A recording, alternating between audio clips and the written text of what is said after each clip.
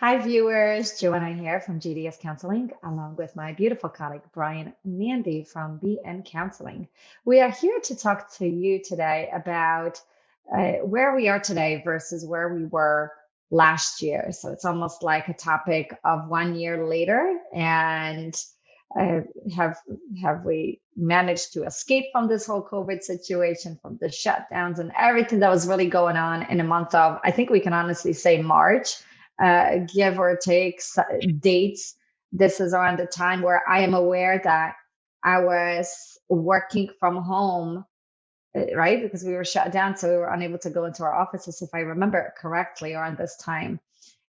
So the shutdown and the many weeks after.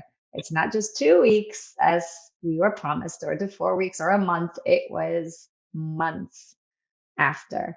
So we have survived. I think in some ways, I know I'm talking from my perspective in a sense from being in an office versus home, but I know a lot of people have struggled and are still struggling working from home hmm or in their offices. I hear this on a daily basis. Um, I think one of the things that comes up for me is boundaries and not having that separation. So I think going back to last year and this year, a lot of people are still struggling with how do we manage work from home when at the same time we're not just working, but we are taking care of our homes, taking care of the children, taking care of the pets, as you were mentioning before. Um, I think that's like one of the biggest struggles that I think comes up for many people still today, not having not having that outlet, that separate. And I'm doing this, right? This separation from our homes, so that way we can manage whatever it is that we can manage professionally. What do you think, Brian? I think all What do of us you? have had. Yes. I think we've all had to like the main one of the main things was that transitional period, right? Like learning to adapt and to adjust and to assimilate and to incorporate and to integrate all those words.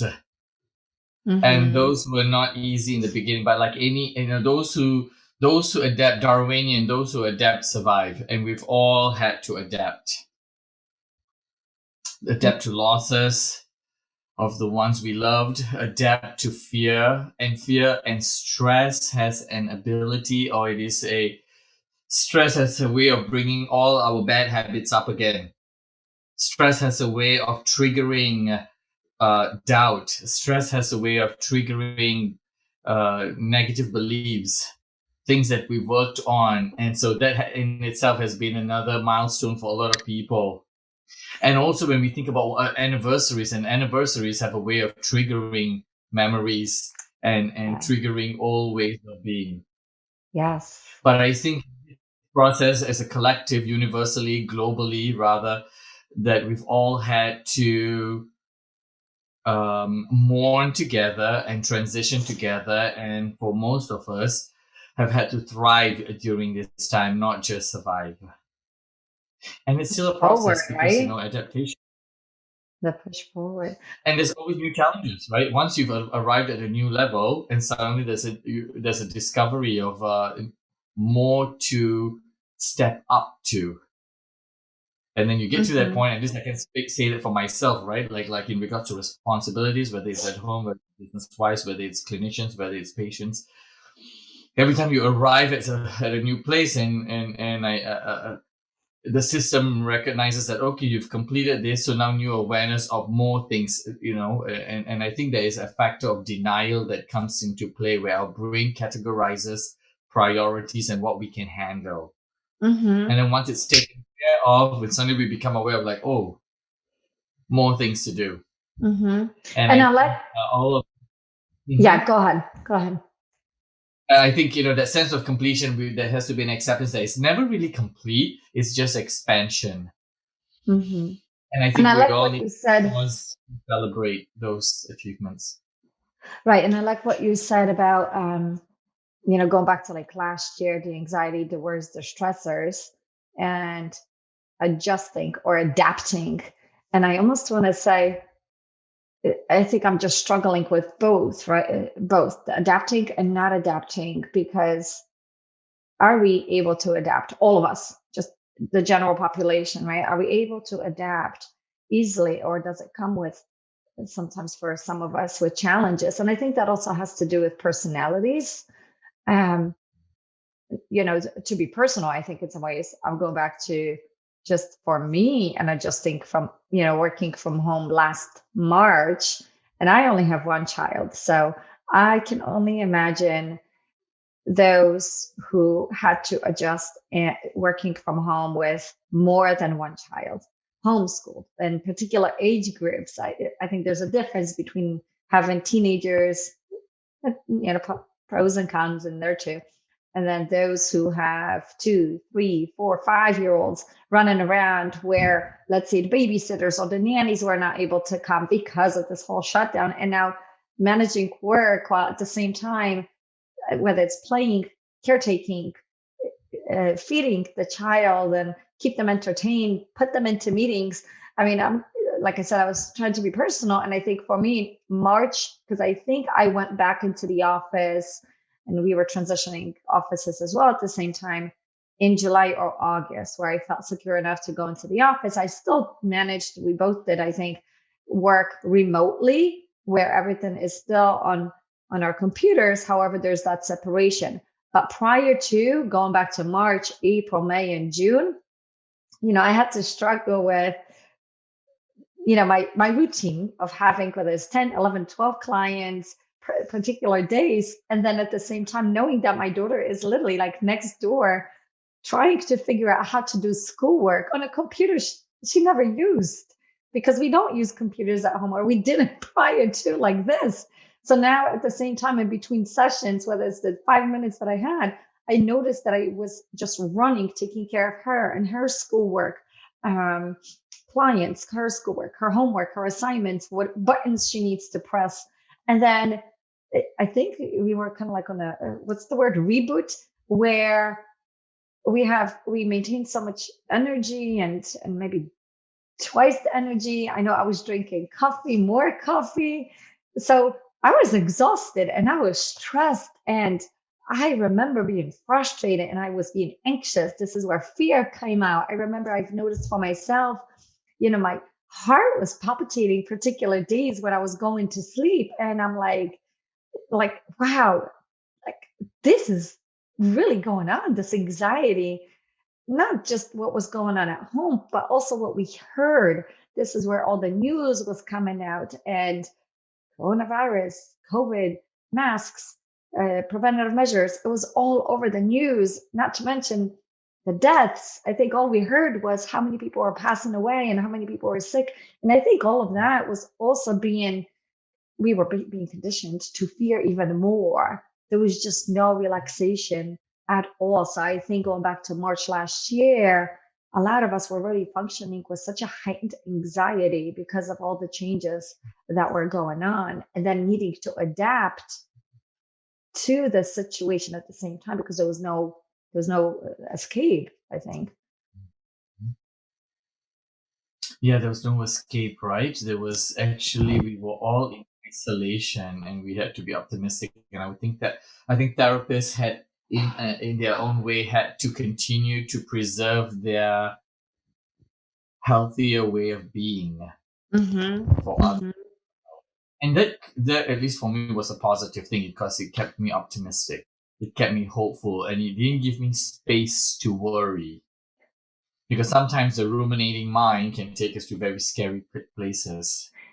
It was just task to task to task. Take the dogs out, come back right in, The routine. Going to the office, and there were things to occupy and responsibilities to attend to. Yes, I think the routine, and you said like the optimism kind of keeps most of us going, or those, once again, I keep on going to personalities because I think that also ties into this Myers-Briggs. But for those of us who are more optimistic, it pushes us forward. And you're right. I think we're also, when we're busy, we don't have a tendency to think about some of these things. And that's just the reality. We say this to our clients too.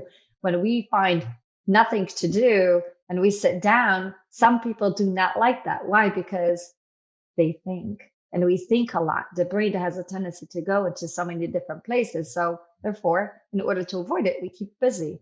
So I think like going back to, for those of us who were busy, it kept us going. But then I'm also thinking about the other side for those of us who were not busy or lost their jobs, because a lot of that was also going on. And now what?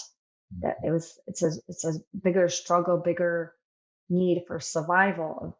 What can I do to survive? And I think, a lot of people have also stepped out of that in a sense of creativity. I mean, I've noticed some of, whether it's friends or colleagues or even just networking, people that have stepped out and started being more creative. I know we started being creative, but I think there's just a different side of creativity to survival. What do I do with this now? I have nothing to do, so I need to do something. Body just in general needs to do something in order to push forward. Mhm. Mm-hmm. Yeah, exactly. I think there's always, I think what's kept us going is that something to look forward to, something to build, something to create. Hope keeps us alive, and we've got to keep hope alive. Mm-hmm. Continue to be hope. And where does hope come from? Hope is a vision, right? For a better day, to want to feel better. Hope can be the bridge between despair and possibility. So some of us hope from a place of begging.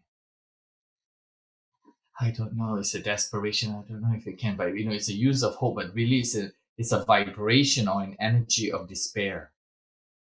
So we've got to be very mindful about where we are on that spectrum of hope. We can be on despair, or we can be closer to I believe that it is possible.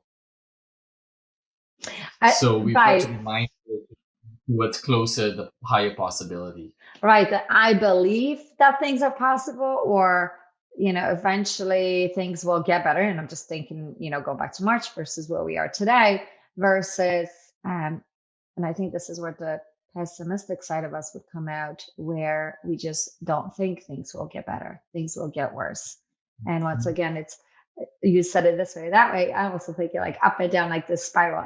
Do I want to walk up the staircase, or do I want to go down the staircase? Right. Do I want to go to the basement, or do I want to veranda? Yes. Which one sounds nicer?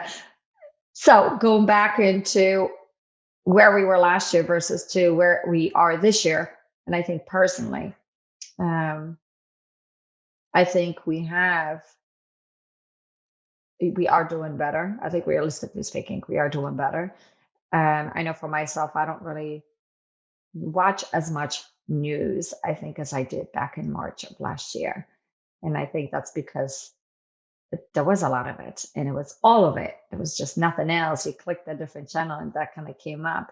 So I think it was the struggles of also just managing of what is it that we were hearing. But you're right. I think it's the hope that for some of us that pushes us forward. And I think the hope also comes from networking, the ability to communicate with individuals, with people in particular professions. And maybe that also has to do with our professions, that we're able to communicate with one another and more and push forward.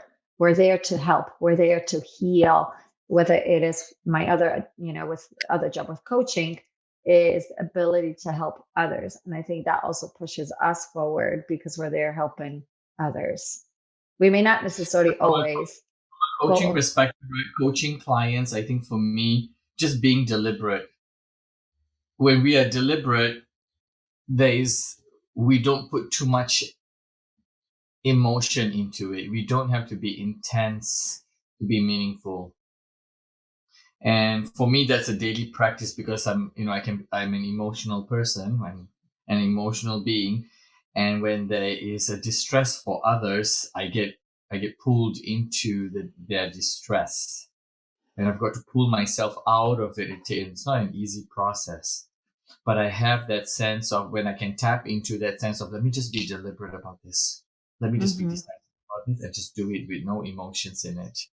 That helps get through. Otherwise, the feelings of despair and desperation can kick in.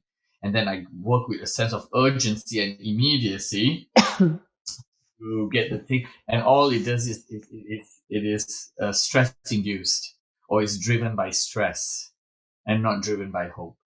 Deliberateness, I think, helps curb the despair or the stress so that it can exist. The issue can still exist, but at least I'm doing something and I'm managing my emotions. I think that kind of goes with, because I'm thinking like coaching thing here too, is check-in, like my own check-in, like what can I allow myself to do, and maybe how much time am I giving myself to do it? And the part of this is where sometimes I tell my clients, just tell your brain, take a break, right? Easier said than done. But the part of just noticing what's going on and in that moment saying, I just don't have time for you right now. I'm just going to do something else. Because once again, brains are such a complex organ, right? So, so much kind of goes into it, and what's being fired, what's not being fired. And we so quickly indulge, I think is the word that I'm thinking of, in certain things.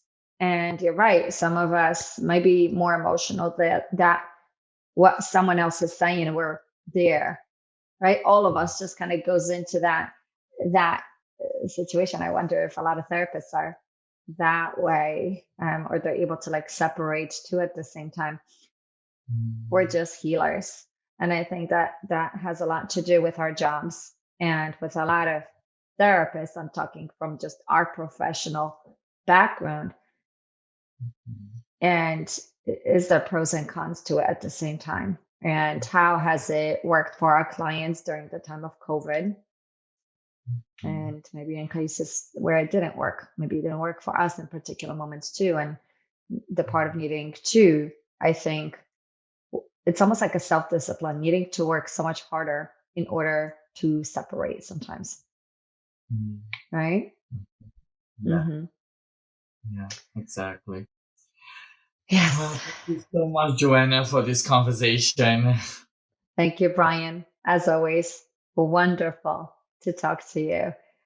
These topics usually come up just whatever comes up to our minds, and we just go at it. So, for our viewers, I hope you all enjoyed this short segment on 1 year later post COVID, and yet still we're here. Tune into our other channels, or subscribe to our channel, I should say, like and share, and enjoy. Take care. Yeah.